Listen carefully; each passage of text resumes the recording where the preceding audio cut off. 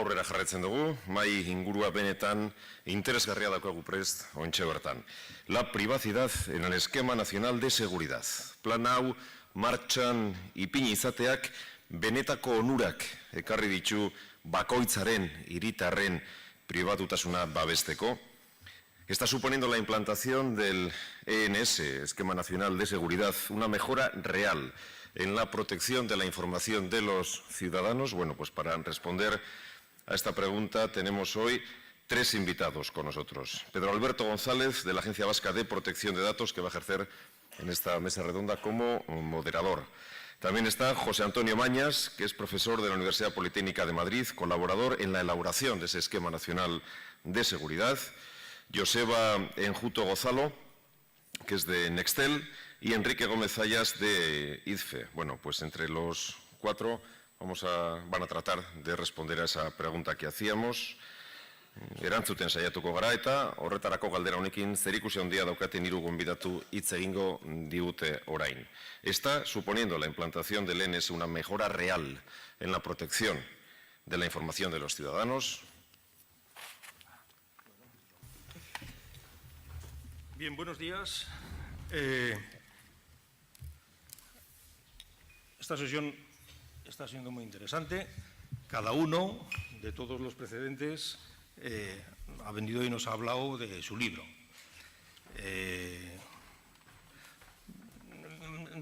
La verdad es que de algunas de las cosas que he oído ya me hubiese gustado haber opinado un poco, pero bueno, ya tendremos tiempo un poco más tarde. Nosotros hoy vamos a hablar también de nuestro libro. Hace 2 años, en la edición anterior, hubo ya una ponencia que trató el Esquema Nacional de Seguridad desde la perspectiva de aquel momento, y hoy nos ha parecido interesante volver a traerlo aquí, comentarlo en este foro, desde un triple punto de vista, ¿no? Por un lado, desde una persona que ha colaborado en lo que ha sido pues, toda la puesta en marcha del Esquema Nacional de Seguridad, que es Pepe Mañas. Pepe Mañas y yo nos conocemos desde hace mucho tiempo y tenemos un cierto ya cariño con estas cosas. Cada vez que nos juntamos es para hablar de una cosa distinta. Esta vez, mirando todo el tiempo, digo, coño, si Pepe está en todas las realizaciones que se han hecho alrededor de la administración electrónica, pues aparecía por ahí, porque en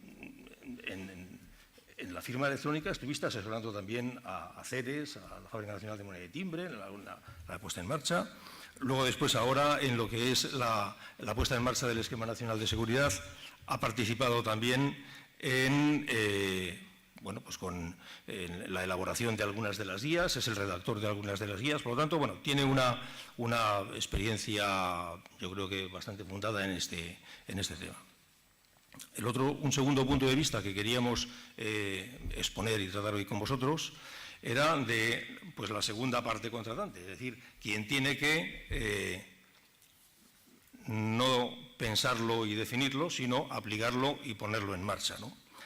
De las múltiples administraciones que tenemos en nuestro ámbito, pues hemos elegido a Quique González Gómez Zayas, que viene de la Diputación Foral de Guipúzcoa, de ISFE, de la empresa pública que pues, está la encargada de pues proporcionar todos los servicios, en particular aquellos que están relacionados también con la administración electrónica y en particular con la aplicación de las medidas de seguridad. Él es el responsable de seguridad y bueno, nos proporcionará una visión del que lo tiene que sufrir en ese sentido. Y el tercer punto de vista sería el de la industria, ¿no?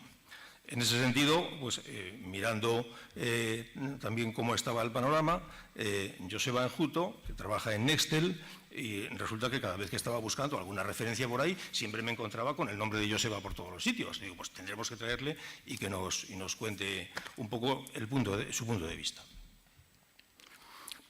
Me gusta este foro por una razón. Habitualmente cuando se habla de privacidad, de protección de datos, se adopta muchas veces un punto de vista o una perspectiva muy desde lo jurídico. Este es un foro en el cual hay una predominancia tecnológica y, por lo tanto, sí que nos da hoy la oportunidad de abordar esta íntima relación que hay entre seguridad, en este caso aplicado a las administraciones públicas, y uno de los bienes que se pretenden proteger con las medidas de seguridad, que es la privacidad. Pero la privacidad, en este caso, vista desde los tecnólogos, entiendo que la mayor parte de los presentes son tecnólogos, y esta es un poco la perspectiva que queríamos hacer. Hemos planeado la mesa redonda, aunque no es redonda, pero como una mesa efectivamente en la cual pues, intentaremos interactuar entre nosotros y con vosotros también. O sea que espero que si tenéis en cualquier momento cualquier duda o pregunta, la planteéis con tranquilidad. No quisiéramos ser unos bustos parlantes y soltando nuestro rollo, ¿de acuerdo?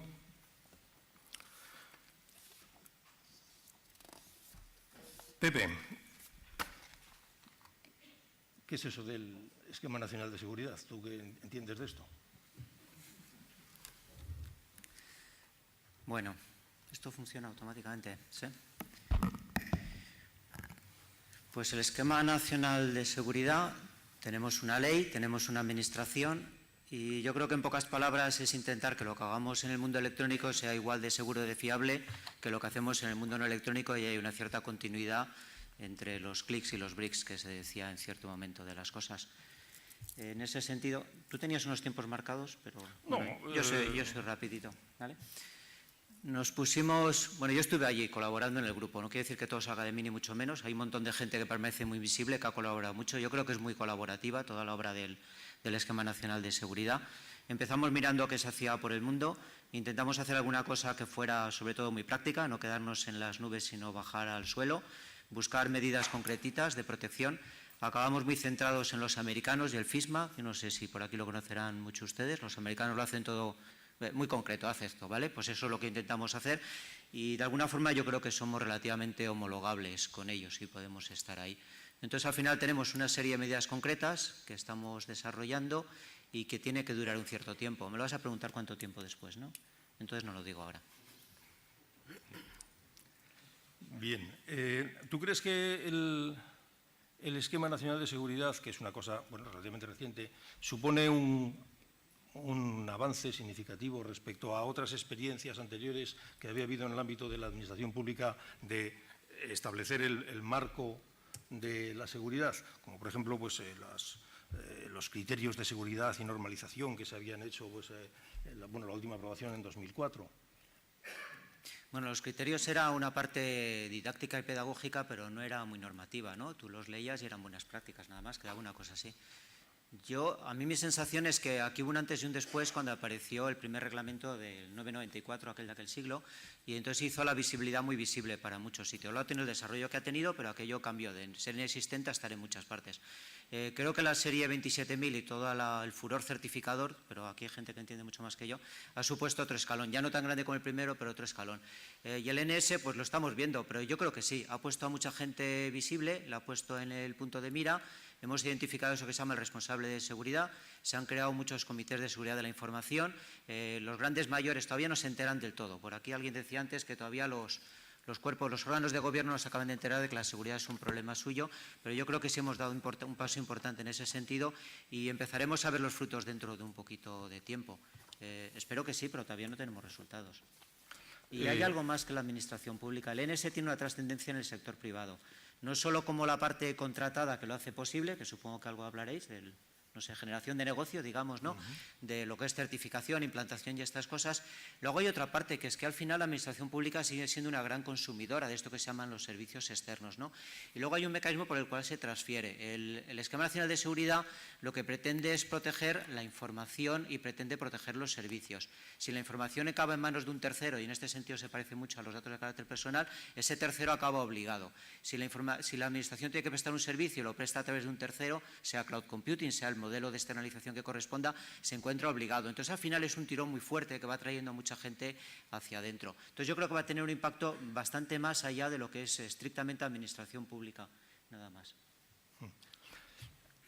Tú has sido el responsable bueno, el redactor o como quieras llamarte, de algunas de las guías. Bueno, doy por hecho que estáis muy familiarizados con el Esquema Nacional de Seguridad. El Esquema Nacional de Seguridad, pues aparte de ser un Real Decreto en el cual se establecen pues unos principios básicos y unos requisitos mínimos, luego después tiene una segunda derivada que son un montón de guías de aplicación que se han desarrollado por parte del Centro Criptológico Nacional, que es el que tiene la encomienda de hacerlo, y bueno, ahí se ha repartido un poco el trabajo y Pepe ha tenido el encargo de redactar algunas de esas guías, precisamente las que tienen que ver con las métricas.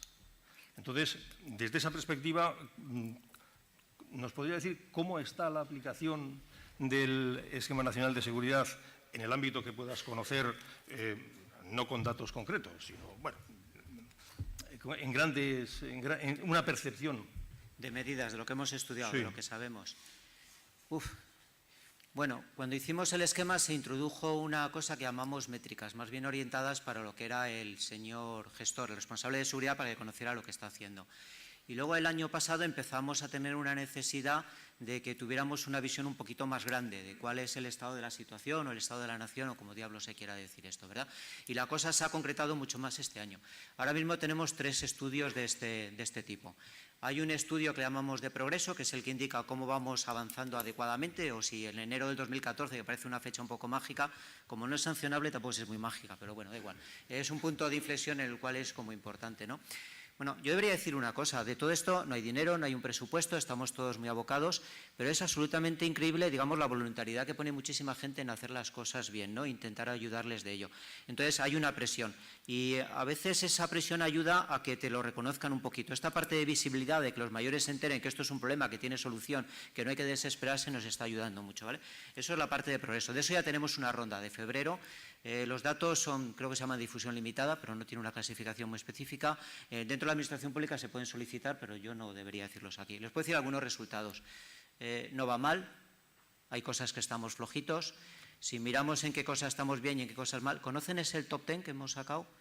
Una de las guías, que estas que dices, es el top 10, bueno, llamamos así en casa. Son aquellas cosas más importantes que usted debería hacer y en este orden, ¿vale? Bueno, cosas como proteger el perímetro es una cosa importante. El 10º top 10 es la concienciación y en eso vamos atrasados. Pero es cierto que antes de la concienciación tenemos que poner la configuración de seguridad y la protección. Antes de esa configuración tenemos que poner el perímetro. Antes de eso tenemos que poner una seguridad física. Y si no empezamos por ahí no vamos a ningún lado. Y antes de eso hay que tener un responsable de la seguridad. Si vamos en este orden al revés, el responsable de la seguridad está bastante bien definido en todos los sitios. Casi solo le falta un hervor. Te estoy contando ya estadísticas de por dónde va. Luego tenemos bastante bien lo que es la parte de seguridad física, supongo que por razones clásicas. Los CPDs, digamos, están relativamente seguros. Aparte de toda la cloud que ustedes quieran, al final los ordenadores están en un sitio y eso hay que cerrarlo. Los ciberataques se los simplificas mucho, ¿verdad? Si la seguridad física no es. Como pones señoritas con patines, eso es seguridad física, ¿no? Que no te metan gato por liebre. Control de los dispositivos que entran. No, miro al que ha estado hablando antes de Fernando, que hablaba antes de ciberseguridad. Y el gol era una señorita que te entregaba un USB y con eso te convencía. Ingeniería social básica, ¿no? Eso es verdad. La siguiente... Sí, bueno, no pretendía hacer gracias. Vale, la siguiente parte, y aquí tenemos una debilidad importante, es que si bien hemos establecido muchos firewalls, muchos dispositivos de frontera y eso lo controlamos, hay una debilidad estructural importante dentro de las organizaciones. Por eso cuando las APTs consiguen entrar, y muchas APTs, estas que decía, las amenazas persistentes y avanzadas, de avanzadas no tienen nada, es una chorrada que te han metido ahí dentro, un troyano, un keylogger, una cosa como bastante típica. Pero estamos muy expuestos interiormente, tanto al enemigo interno como al que logra burlar las fronteras de salida de lo que tenemos. Y es un punto débil que es importante que mejoremos. Y luego otro aspecto que es bastante delicado también es el aspecto de la concienciación. En eso también estamos relativamente flojos, ¿vale? Moraleja que hemos sacado de esto, yo creo que la gente cuando tiene instrucciones claras para hacer las cosas las hace, muy buena voluntad. Lo que no podemos es escribir muchas ciencias fantásticas y no bajar los pies a tierra y ser un poquito pragmáticos. En eso estamos intentando hacerlo con las guías que ponemos por aquí. ¿Esto me estoy enrollando mucho? No. Ah, bueno, si me deja. Tenemos otro estudio de seguridad que no es sí, tanto... pero nos gusta. Esto es como el anuncio de la aspirina. Bueno, yo qué sé. Vale, en esto del progreso, des en cuenta que hay dos cosas. Hay una cosa que se llama el plan de adecuación, que es de cómo estoy, a dónde debería estar y cómo estamos progresando adecuadamente, y otro tema es hasta qué grado lo cumplimos. Hay gente que cumplía mucho, hay gente que ha descubierto que tenía muchas cosas hechas pero no tenía el nombre puesto. Estamos en un estado de seguridad razonable. Ahora, el planes de adecuación van un poquito lentos por temas de presupuestario. O sea, mejorar de donde estamos al siguiente, eso va a costar. Pero hay mucha gente que está bastante bien. Son dos cosas un poco diferentes, ¿vale?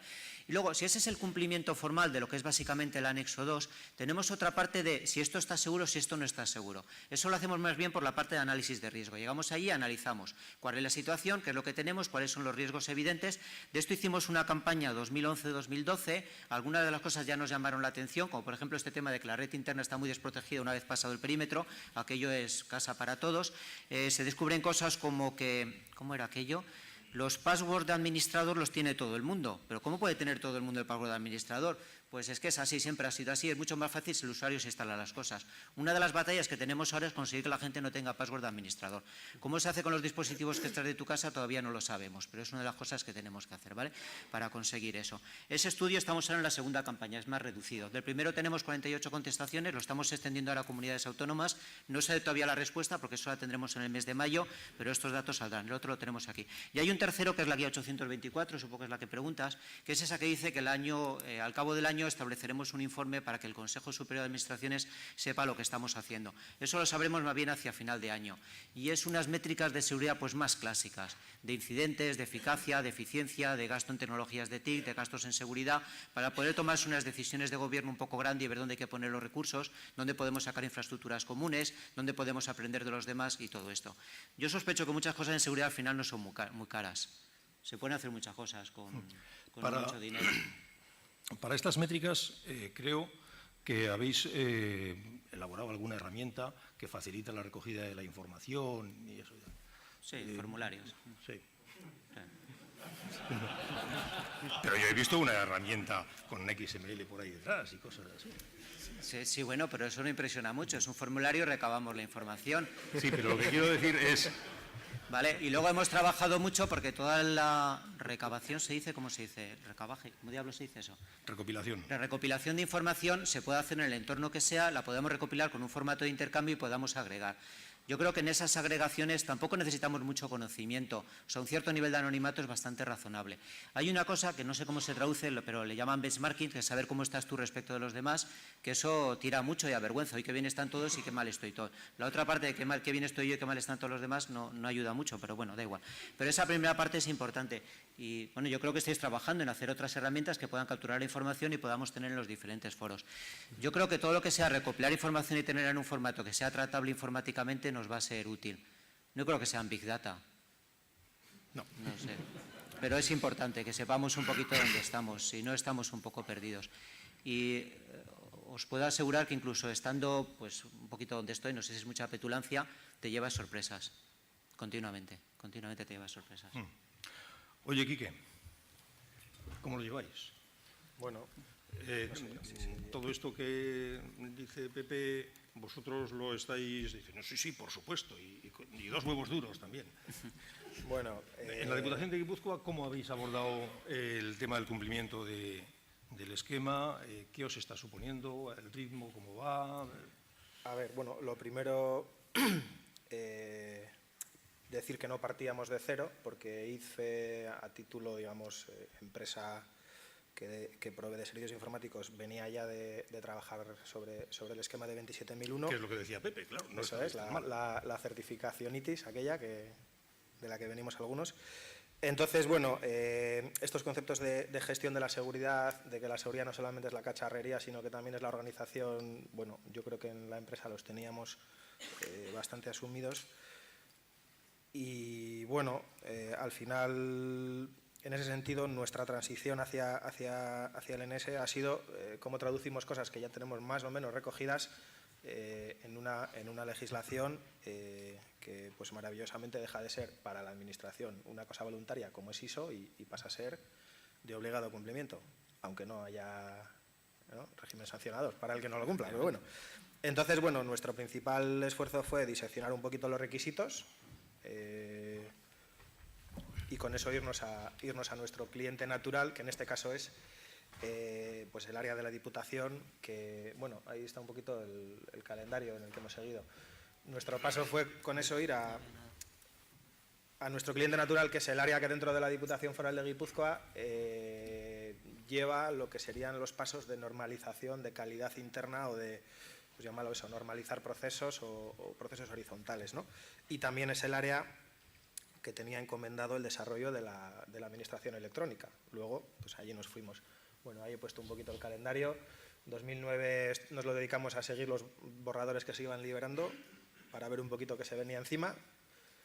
2010, con el borrador ya publicado y ya sabiendo un poquito lo que teníamos que cumplir, bueno, perdón, lo que la administración tiene que cumplir, pues nos fuimos con ello y para 2011, en junio, se publica la orden foral por la cual se aprueba, creo recordar que era el 9º borrador del plan de adecuación que veníamos trabajando en un grupillo, en un grupo reducido. 9, sí, 9 borradores así hemos hecho. Eso contando con gente que veníamos ya de trabajar en adecuaciones de sistemas de gestión, sin más. Eso da una idea de lo que luego hablaremos, si quieres, que son las dificultades. O sea, ¿quieres decir, o sea, si interpreto, en vuestro caso ha sido una adecuación casi formal? Porque ya dices que teníais muchas cuestiones, ha sido, bueno, cuestión de vestir. Claro, pero hay que tener en cuenta que una cosa es una empresa que presta unos servicios y otra cosa es la administración. Es decir, me valen muchas de las medidas técnicas, pero las organizativas partíamos no de cero, porque la LOPD ya venía obligando a ciertas cosas, pero bueno, en ese sentido, bueno, no de cero, pero casi. La parte más difícil, si interpreto adecuadamente, es lo que son la parte organizativa. Claro. ¿Lo que os ha resultado a vosotros más difícil? Bueno, al final ten en cuenta que aquí hay que hacer un estudio, hay que tomar unas decisiones y alguien las tiene que tomar. Y bueno, pues la administración no es precisamente, yo pienso, aquí ya hablo a título individual, no es precisamente un ejemplo de lo que más rápido se mueve y decide. Y bueno, en este gráfico, sin más, está un poquillo el plan que estamos siguiendo, creación de un plan que tampoco tiene gran misterio.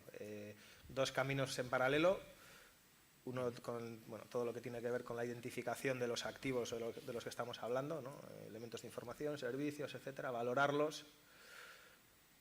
Y por otro lado, el diagnóstico de cumplimiento, que es medio teniendo el esquema de los servicios de los que hablamos y la información de la que estamos hablando y contando con las guías de autoevaluación, pues en concreto hemos utilizado la que publicó el CCN, ver cómo estamos, mirando a todos los servicios pero sin mirar en ninguno en concreto. Oye, y ahí estamos, un poco en medio. En la sala está Juanjo Carrasco, que algo entiende también del Esquema Nacional de Seguridad.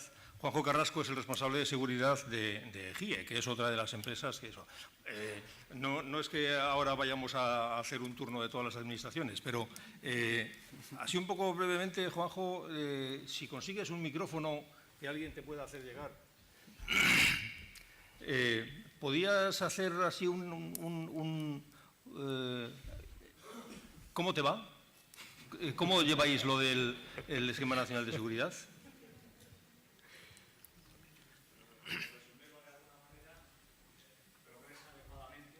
Bien, es un nivel de madurez, ¿no? Sí, nosotros en EGIE partíamos de 27.001 ya establecido y somos una organización bastante madura, en tanto en cuanto también estamos especializados en este tipo de servicios.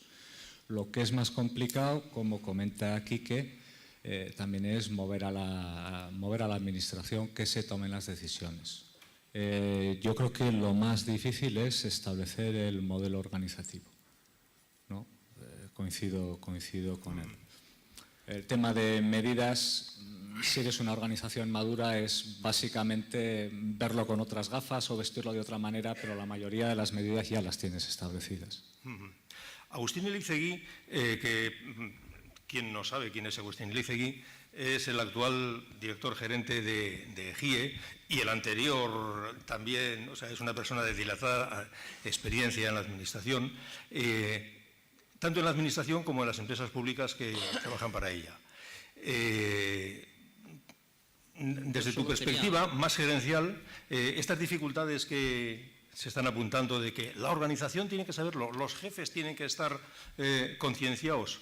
¿Tienes alguna ¿Puedes compartir tu experiencia con nosotros? A ver, yo con esto de ser el nuevo viejo en esta plaza, por apuntalar lo que decía Quique y lo que decía Juanjo, aquí están los responsables de seguridad de EGIE y de ICFE. No está el responsable de seguridad de la Diputación de Guipúzcoa ni del Gobierno vasco, que seguramente serían los que podrían responder más a esas cosas. Es más, no sé ni si hay responsable de seguridad en el Gobierno, Juanjo. Bueno, pues me alegro de que me hagas esta pregunta. José Ángel Rodríguez es el jefe de servicio de la Dirección de Informática y Telecomunicaciones del Gobierno. Ya sé que no tiene toda la responsabilidad, pero ¿alguna visión desde su punto de vista? ¿Dónde está José Ángel? Aquí. No te... ¡Ah!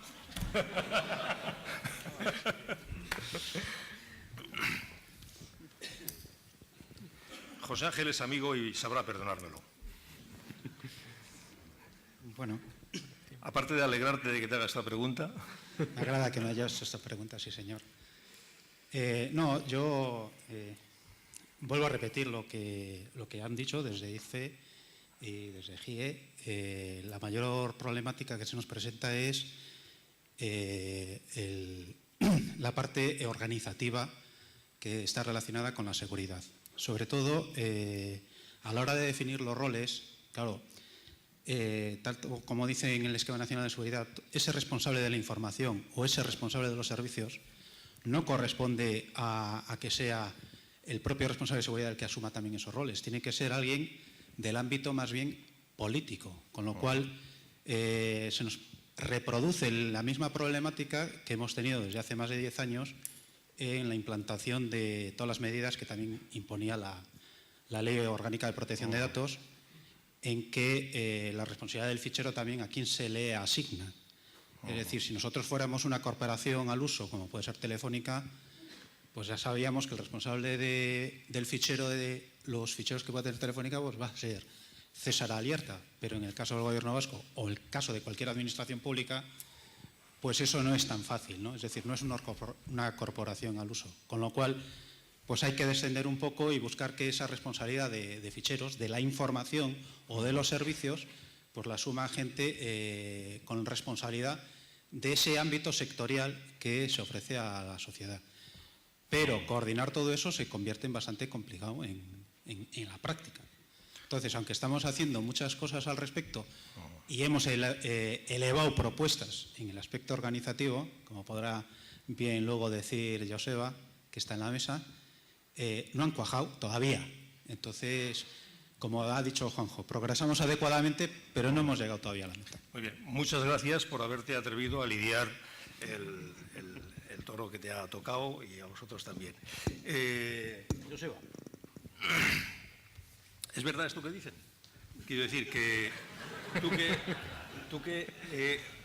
todos ellos son clientes tuyos.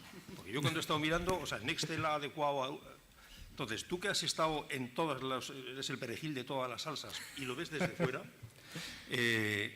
no sé si te atreverás a decir qué hay de cierto o no de esto de que el compromiso de la organización, bueno, pues es lo que podría estar fallando. ¿Es eso cierto? Hombre, cuenta lo que quieras desde el punto de vista del proveedor de servicios de adecuación, porque ya entiendo que pues igual es un marrón responder directamente a eso. Hombre, quedaría muy mal si dijera que no tienes razón, ¿verdad? Me temo que es cierto, que al final las medidas organizativas son las medidas más baratas que hay. El coste es cero, una decisión, nada más que eso. Alguien tiene que decidir quién es el responsable de la seguridad, quién es el responsable de los servicios. Algo que es tan barato es lo más complicado de todo. O sea, los mayores problemas, no solamente, como decía José Ángel, en el Gobierno vasco, sino en proyectos en los que hemos participado nosotros, en proyectos en los que ha participado gente de la competencia, todo el mundo acaba teniendo el mismo problema. Hay que poner el cascabel al gato. Y eso no tiene nada que ver con recortes ni con problemas presupuestarios. Eso es una decisión, en la mayor parte de los casos política, pero es una decisión que cuesta mucho tomar. Porque a partir de ahí hay costes, por supuesto que hay costes, y sobre todo si hay medidas de seguridad tecnológicas que no se tenían y que hay que montar, pues obviamente va a haber un proyecto asociado y eso sí que va a tener un coste. Pero hay muchas medidas de seguridad que no tienen coste y curiosamente es más habitual atascarse en las que no tienen coste que en las que sí que lo tienen. Porque las que tienen coste son binarias, o se hace este año o no se hace este año. En todas aquellas en las que aparentemente se puede ir avanzando, la realidad es que no es binario, pero el resultado lo es. Si avanzamos en un 95% no nos sirve de nada. Si tenemos un borrador o 9 borradores, si no nos lo aprueban, hemos llegado al 95% y el trabajo no ha servido de nada. Oye, Pepe, con todo lo que has oído, has aprendido algo, supongo. Porque supongo que es una perspectiva muy distinta de la que tenías cuando has empezado tu discurso.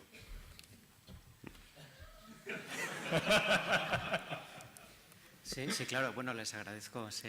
No, yo estaba escuchando a la Joseba y me ha sorprendido un poco lo que dice. No tiene coste económico, ya lo sé, pero coste en horas es tremendo lo que cuesta reorganizar una sociedad. Y eso, una organización, un organismo, cosas de este estilo. Y eso que creo que encontrar responsable en la información de los servicios no lo había escuchado tan descarnado. Creo que en general la gente, sobre todo los que vienen de certificaciones 27.000, tienen un comité de seguridad de la información y rápidamente lo ubican ahí esas funciones, ¿no? O sea, en lugar de identificar personas, identifican, ¿cómo se dice?, cuerpos. Que no es personal, vamos, que tienes un comité de seguridad, pones ahí la gente y lo consigues hacer. Lo que por otra parte veo que está costando mucho es darle autoridad. Primero, autonomía y segundo, autoridad para que el responsable de la seguridad no esté bajo el yugo del responsable de producción. Por responsable de producción, creo que todo el mundo lo tiene, eso no sería ninguna novedad, ¿vale? Incluso tiene un presupuesto, es un hombre poderoso, y responsable de la seguridad que no requiere mucho presupuesto en temas económicos, pero sí necesita autoridad para poder ser un poco el contrapunto. Eso está costando muchísimo y sacarlo de debajo de uno al otro supongo que es un problema político, no sé cómo se dice esto, ¿vale? Entonces, vale, yo cuando a la gente le escucho te piden, bueno, hace falta dinero para hacer algunas cosas, depende un poco de dónde estés y si lo cumples o si realmente hay que hacer muchas más medidas de seguridad, que no suele ser lo más complicado. Hacen falta horas y de eso no se tiene, y hace falta manos. Hacen falta las tres cosas. Y en eso empezamos otra vez con los santos recortes que nos están dejando sin brazos para hacer las historias. Y esas tres métricas son de las tres que intentamos medir. ¿Cuánto presupuesto necesitas? ¿Cuántas manos necesitas? ¿Y cuántas horas necesitas? Y ya que tengo el micrófono, ¿puedo seguir? Otro tema que nos está preocupando mucho es que, claro, yo no sé exactamente en este foro donde estoy, pero en muchos sitios este tema de los recortes lo que lleva es que la gente está bailando de un sitio para otro de una forma tremenda. Y la gente se desencariña o se desasocia de los sitios. No, ahora estoy aquí, ahora estoy en el otro sitio, antes tenía este sistema, pero ya no sé si es mío, si es en otra parte, a mí me han cambiado, me han puesto las atribuciones. Y este bailoteo, que yo lo estoy viendo mucho, sobre todo en la Administración General del Estado, está socavando mucho la capacidad de consolidar los aspectos que tenemos, ¿no?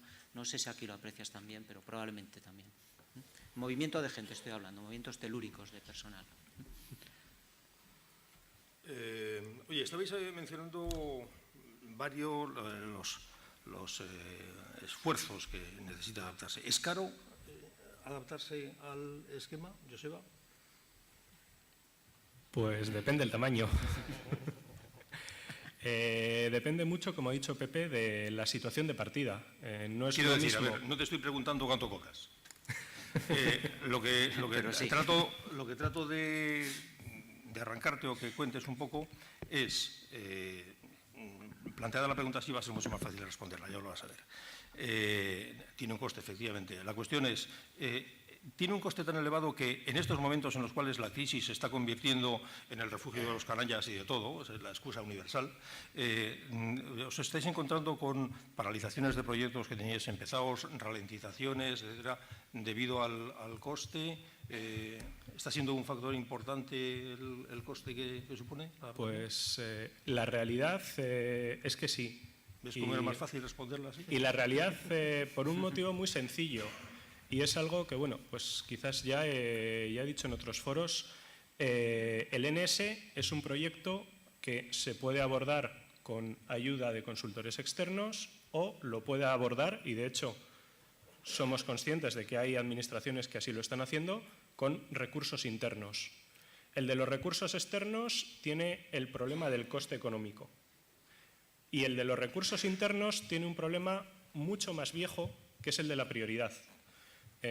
Normalmente, la seguridad siempre ha sido aquello que todo el mundo sabe que necesitamos, pero para mañana, porque hoy tenemos otras preocupaciones. Y aquellos sitios en los que se está abordando con recursos internos sigue siendo para mañana. Y al final, nuestra labor muchas veces pues es intentar ayudar a las administraciones públicas a traducir lo que los creadores del Real Decreto establecieron, pues tratar de hacerlo bueno, bonito y barato, ¿vale? Bueno en términos de eficacia, de que las medidas de seguridad tengan resultados, bonito, que sea fácil de hacer y fácil de llevar, y barato, pues muy barato, ¿vale?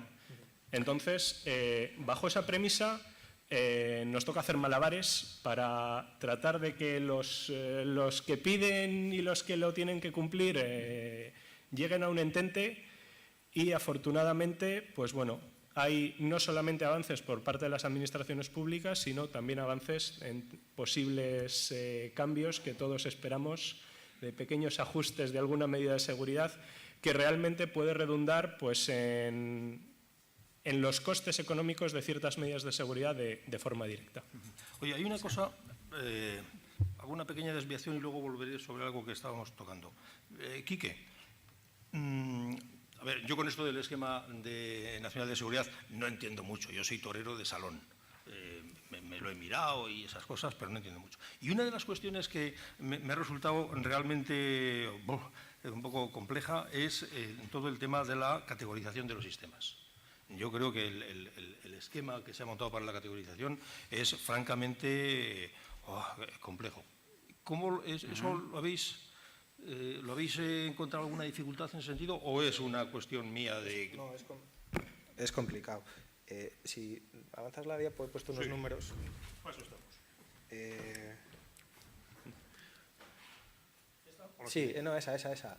Ahí he puesto unos números un poco de lo que nos hemos ido encontrando en este último año en una administración, yo diría que no de las más grandes que hay, ¿no? Teniendo en cuenta que Guipúzcoa es una de las provincias más pequeñas, si no la más pequeña, ¿no? Y solamente teniendo en cuenta que estamos hablando de parte de la Diputación Foral. Tenemos categorizados prácticamente ya unos 100 órganos administrativos que intervienen en toda esta salsa, desde un departamento, ¿no? Hasta un servicio, porque en mayor o menor medida son responsables o bien de elementos de información, o bien de servicios, o bien son un jefe de servicio que da permiso de acceso a. Es decir, al final ha habido que categorizar un montón de órganos administrativos que en mayor o menor medida intervienen o bien en el cumplimiento o bien sobre la responsabilidad de un activo o bien sobre la responsabilidad de cierta medida de seguridad. Bueno, 150 ítems de información identificados y valorados. Aquí partimos en gran medida de los conjuntos de datos que había declarados en la agencia, que bueno, tú de eso puedes tener mucha información. Y en paralelo los servicios partiendo de la parte funcional, o sea, sede electrónica y todos los planes que hay de ir metiendo con calzador un montón de aplicaciones que ya existían en la sede electrónica. Se han diseñado, pero bueno, estamos hablando de que esto es el resultado de una parte bastante amplia, pero no toda, de la Diputación Foral. No estoy hablando para nada de otras entidades.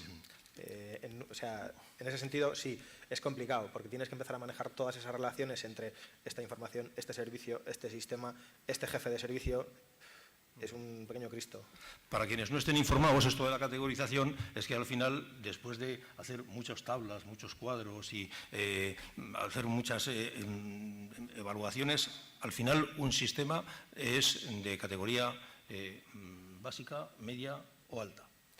Y claro, y ahí es cuando luego después las medidas que son exigibles y que se van a aplicar, es más caro aplicar a los sistemas de categoría alto que bajo. No solamente eso. Yo recuerdo haberle oído a Pepe en alguna ocasión decir que él era firmemente partidario de evitar siempre el nivel alto. ¿Esto es así? Bueno, al salir nos vemos, tú y yo. Madre de Dios.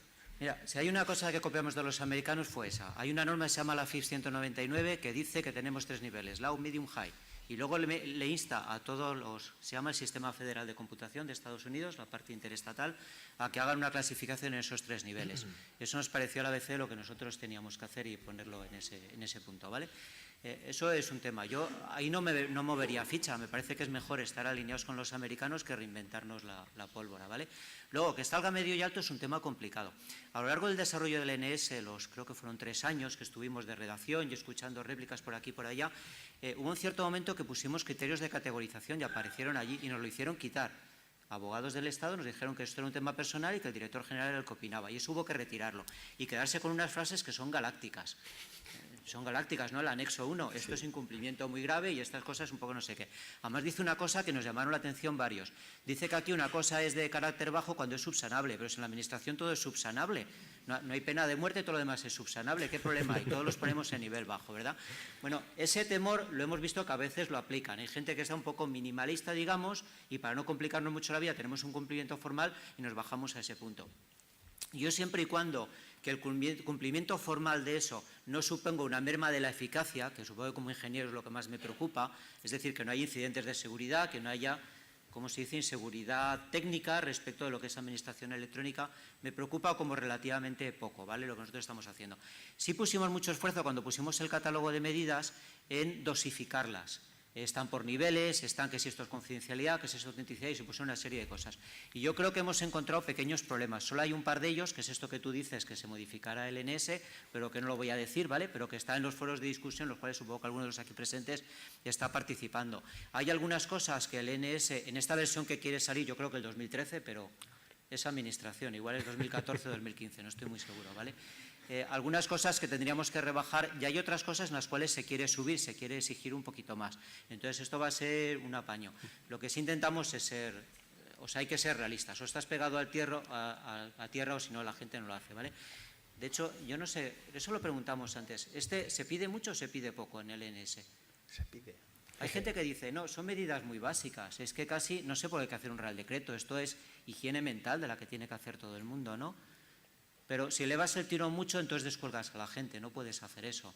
Entonces intentamos poner cosas que son pues de higiene, que así un poco de las estadísticas veíamos que había sitios que no podía necesitar. Nos encantaría encontrar que en todos los sitios prácticamente todo está hecho y el plan de adecuación es adecuarnos, pero no es mortal de lo que tenemos que hacer. No sé lo que he escuchado, si responde a esta idea o no, ¿vale? Pero no podemos hacer un real decreto que esté descolgado. Y ahora estamos esperando al año 2020 para dar la siguiente vuelta de tuerca. Cuando ustedes estén adecuados, le daremos la siguiente vuelta de tuerca. Bueno, Dios proveerá, pero vamos, son los planes que nosotros tenemos. Como el tiempo va pasando y yo quiero hablar de mi libro, bueno, de mi libro y lo que teníamos puesto en el título de la mesa, que era, ¿supone esto del Esquema Nacional de Seguridad alguna ventaja desde el punto de vista de la protección de datos de carácter personal de las personas humanas? ¿Están los servicios de administración electrónica que tratan datos de los ciudadanos, generan realmente esa confianza que pretende generar? ¿O por el contrario, realmente no viene a aportar mucho el Esquema Nacional de Seguridad sobre el marco que ya teníamos en el ámbito de lo que es la protección de datos? Pepe mencionó antes que uno de los hitos importantes fue el antiguo reglamento de medidas de seguridad de la LOPD. Bueno, ahora tenemos otro que es prácticamente igual, con unas pocas correcciones y tal. Ahora me salgo un poco igual de mi papel de moderador o agitador, no sé, y voy a dar un poco una opinión. Yo creo que el Esquema Nacional de Seguridad supone un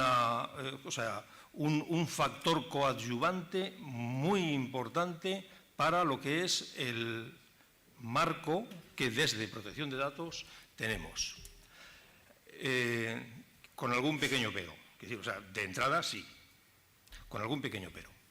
El primer pero es en relación con cómo se ha desarrollado, y a pesar de que tiene unas cuantas referencias, unas pocas referencias, son más bien del estilo de las de sin perjuicio de.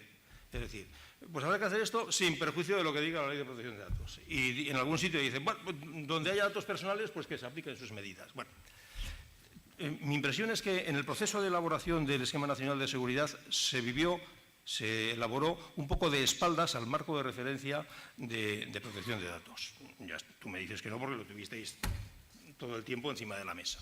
Pero lo mismo que ocurrió en el año cuando se redactó la primera LORTAZ, que al mismo tiempo se estaba redactando la Ley 30 y no se tuvo en cuenta una con la otra, incluso en este caso yo creo que ha vuelto a ocurrir un poco así, se ha dejado un poco de lado, y me explicaré por qué. El tema de la clasificación, de la categorización de los sistemas. Siguen unos criterios absolutamente distintos, o sea, no tienen nada que ver. Una de las preguntas más habituales que cuando se habla de protección de datos y Esquema Nacional de Seguridad entre toreros de salón como yo, que no entendemos mucho, dice, pero entonces, a ver, ¿los de nivel básico de aquí son los de nivel básico de allí? ¿Los de nivel alto de allí son los de allí? Y no tiene nada que ver.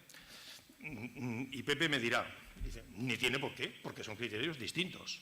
Pero yo me pregunto, ¿tanto costaba haber incluido entre los criterios que ya están utilizados para la categorización, como son algunos de ellos, pues esas valoraciones a veces cuasi subjetivas de que exista un impacto apreciable, que haya perjuicios para las personas, más o menos, haber incluido directamente criterios tan sota, caballo y rey, como los que ya existen en la regulación de la seguridad en protección de datos para estos tres niveles, yo creo que no habría costado mucho haberlo incluido y, por lo tanto, haber simplificado la vida a esto. Y ahora, como se ha acabado el tiempo, ya no podéis decir nada. No, si queréis compartir vuestras reflexiones acerca de lo que aporta o lo que supone desde el punto de vista de protección de datos, tenéis el suelo. Pero la respuesta no sé si es breve, ¿eh? Bueno, entonces ya la organización dirá. A ver, bueno, soy ingeniero, no soy jurista, y aquí hay mucho jurista en la sala, ¿vale? Yo lo que sé es que, digamos que mi objetivo es conseguir medidas de seguridad que sean eficaces protegiendo lo que llamaríamos el proceso administrativo. Entiendo que los datos de carácter personal es otra cosa. Dentro del proceso administrativo tú tienes datos de carácter personal por allí metidos y que tienes que proteger. Mientras que el proceso administrativo te lo impone la Ley 11, los datos de carácter personal tú sigues tirando y acabas en la Constitución. Yo creo que eso ya establece dos vínculos como muy diferentes, ¿vale? Luego, cuando tú vas viendo la evolución de las agencias de protección, hay un desarrollo, ¿cómo se llama el desarrollo jurídico? Cuando se va desarrollando, que no todo está escrito en la ley. El desarrollo jurídico de todo esto que va dando muchas pautas de cómo lo tenemos que hacer, ¿vale? Cuando tú llegas a casos concretos te encuentras que perfectamente puedes tener un sistema de información que por el tipo de servicios que tiene la sede electrónica son de nivel bajo o son de nivel bajo, pero sin embargo tenemos datos de carácter alto. Entonces, los datos de carácter alto te imponen una serie de medidas y el hecho de que los órganos de gobierno hayan decidido que de acuerdo con el Esquema Nacional de Seguridad de carácter bajo te impone otra serie de cosas. Como te debes, como se dice, a papá y a mamá, tienes que cumplir unas y tienes que cumplir las otras, ¿vale?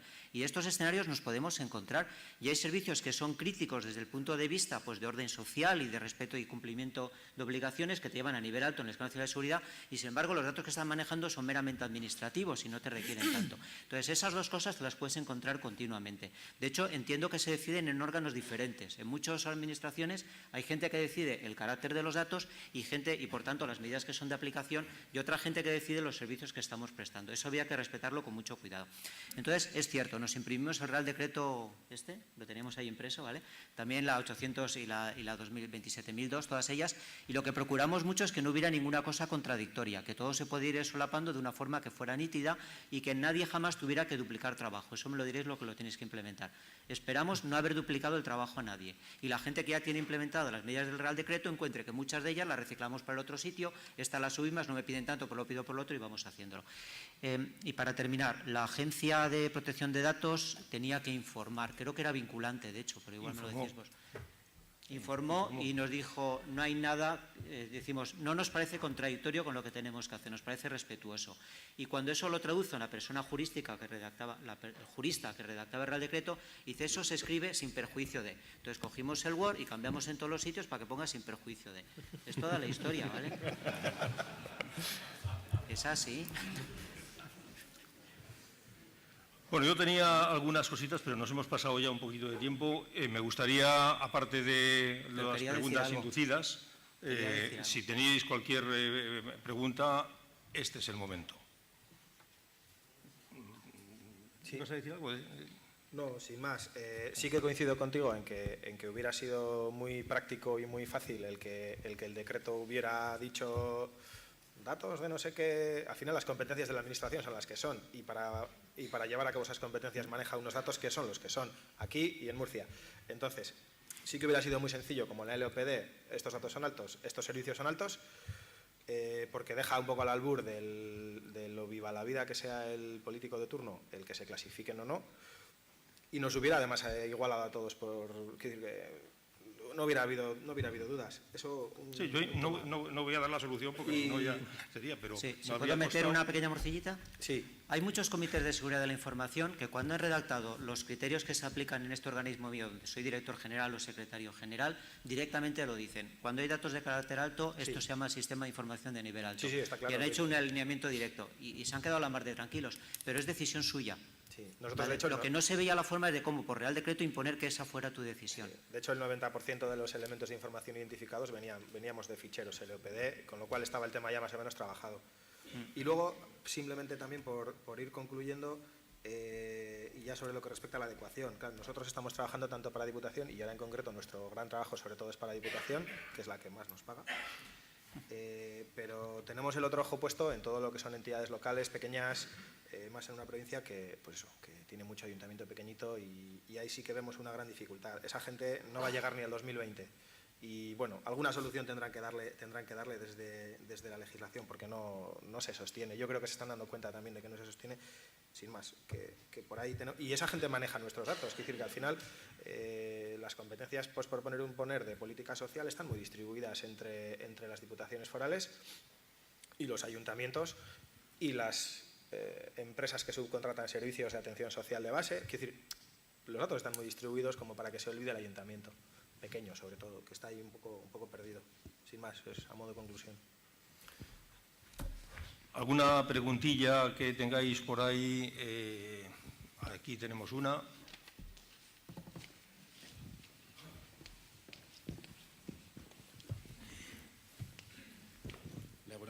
Adelante. Yo tengo una curiosidad personal y es sobre la independencia dentro del ámbito público, la independencia de todas aquellas personas que se dedican a la seguridad y el organigrama, digamos, oficial del organismo público. Quiero decir, al final, muchas veces, puede que incluso alguien se vaya a cazar elefantes a no sé dónde y se rompa la cadera y hay que sacar los colores a esa persona. Entonces, a veces, cuando el organigrama es muy férreo, vienen los chicos de la seguridad incordiar que están fuera de eso y cómo se puede lidiar con la independencia y la dependencia jerárquica del organigrama. Pero esa pregunta es concurso. No sé, ¿quién la quiere contestar? Mira, de los principios que tenemos en el Esquema Nacional Seguridad, creo que es el número 5, dice que el responsable de la seguridad será independiente del responsable del sistema, de forma que uno supervisa al otro. Claro, el ejemplo de irse a cazar creo que no es seguridad lógica, pero bueno, es seguridad corporativa lo que nosotros tenemos. Eso está costando muchísimo, pero muchísimo que haya esa independencia y esa autonomía. Y que el responsable de seguridad esté reportando al mismo sitio que está reportando al responsable de producción. Porque uno intenta producir y es su obligación, y el otro intenta que se haga con razonable de seguridad y es su obligación. Y ese juego de equilibrio solo puedes conseguirlo si tienes una independencia orgánica, creo que es el nombre. O sea, que no sea tu jefe y el de abajo. Y eso en muchos sitios está costando mucho. Hay luchas de poder, hay luchas de personas, hay problemas de cargo, hay problemas de autoridad, hay problemas de organización interna para hacerlo. Cuando antes he escuchado un poco a los que habéis intervenido, habláis de esa dificultad, creo que no se ha dicho con esas palabras, pero sospecho que es la que hay. Vamos, estadísticamente, que es lo que veo yo, porque siempre lo veo todo de forma un poquito anónimo, es de las más importantes. Y es una lección que nos va a costar mucho.